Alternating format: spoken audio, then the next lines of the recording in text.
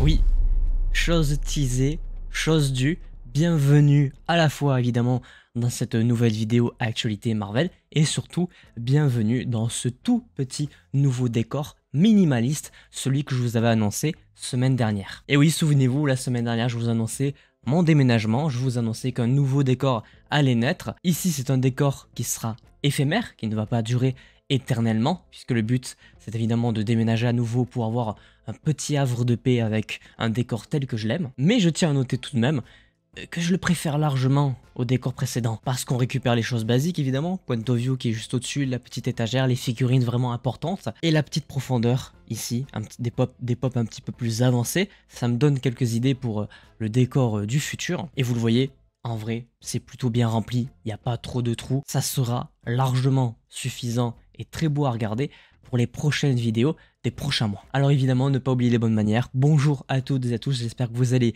bien. Vous me voyez cette semaine avec un sourire un petit peu plus prononcé que la semaine dernière. On se retrouve évidemment pour parler d'actualité Marvel. Ça va être une vidéo relativement courte parce qu'il n'y a pas eu énormément de choses qui sont sorties cette dernière semaine. Et comme d'habitude, je vous propose de ne pas perdre beaucoup plus de temps que ça. On va parler des dernières actualités qui sont sorties cette semaine.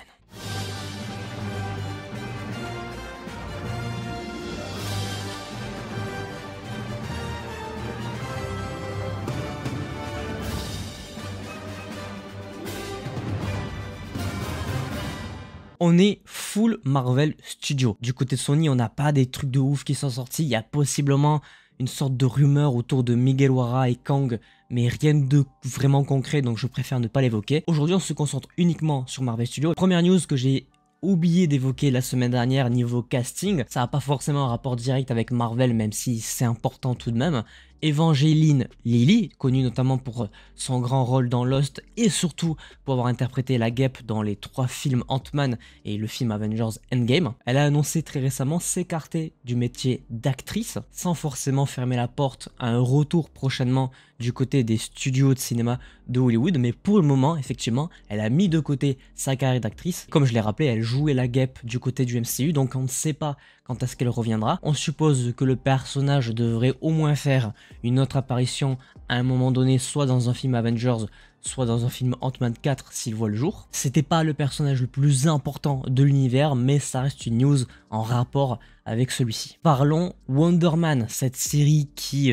j'ai eu l'impression pendant beaucoup de temps n'arrivait pas vraiment à trouver son but. Écoutez, là c'est officiel, donc la série avec Yahya Abdul-Mateen qu'on a notamment vu dans les 2 films Aquaman, il va jouer le personnage de Wonder Man. Et bien cette série sera officiellement composée de 10 épisodes et c'est une news officielle. On suppose que le tournage est soit encore en cours, soit sur le point d'être terminé. On peut peut-être, qui sait, espérer une sortie fin d'année 2024 ou début d'année 2025.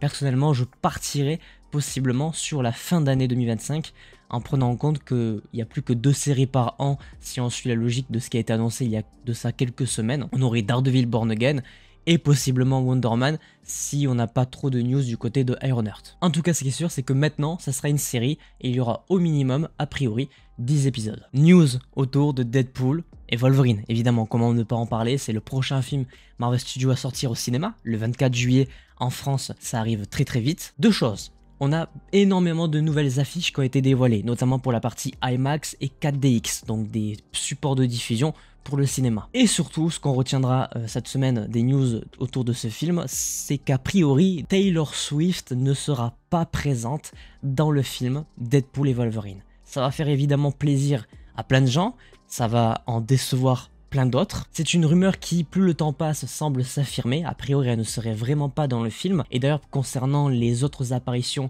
qu'on pourrait avoir dans ce film-là, on a une confirmation avec un petit teaser qui a été dévoilé. Lady Deadpool sera bel et bien présente dans le film. On la voit notamment une fraction de seconde dans le trailer, notamment sur la partie basse de son corps. Après, reste à définir qui va l'interpréter, mais ce qui est sûr, c'est que ça sera pas Taylor Swift, peut-être la femme de Ryan Reynolds, Blake Lively.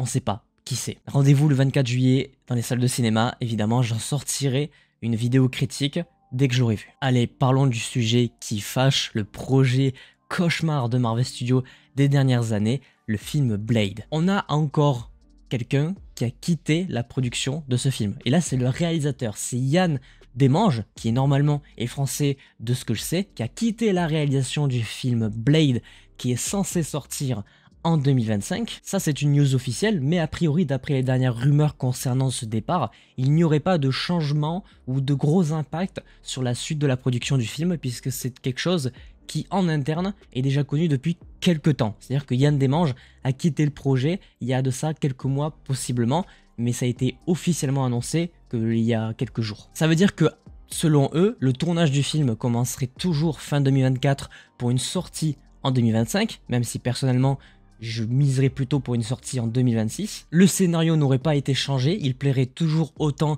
à Mahershala Ali et à Michael Green. Et ça fait le lien avec la news d'après, puisqu'a priori c'est un film, un scénario qui donnerait directement la lumière sur le projet Midnight Suns, film pour lequel on aurait possiblement déjà une première équipe de base, d'après les dernières rumeurs évidemment, avec les personnages de Doctor Strange, de Ghost Rider. Ça veut dire qu'on aura possiblement des news autour de qui pourrait l'interpréter au cinéma très bientôt. Personnellement, évidemment que je veux Nicolas Cage, mais à mon avis il va déjà être très occupé avec la série sur Spider-Man noir. On aurait évidemment le personnage de Blade, forcément c'est logique, avec Mahershala Ali, le personnage de Moon Knight avec Oscar Isaac, le personnage de Wong, on rappelle que c'est quand même le sorcier suprême de notre Tertiaire 116, Scarlet Scarab, personnage qu'on voit dans la série Moon Knight, Agatha, évidemment, comment ne pas l'évoquer, Elsa Bluestone, Werewolf by Night, du programme Werewolf by Night qui est sorti, je crois, Halloween 2021 si je me trompe pas, et aussi le personnage de Man-Thing, toujours dans le même programme Werewolf by Night. Voilà a priori l'équipe qui composerait les Midnight Suns. Après, pour l'instant, rien d'officiel, ce ne sont que des rumeurs.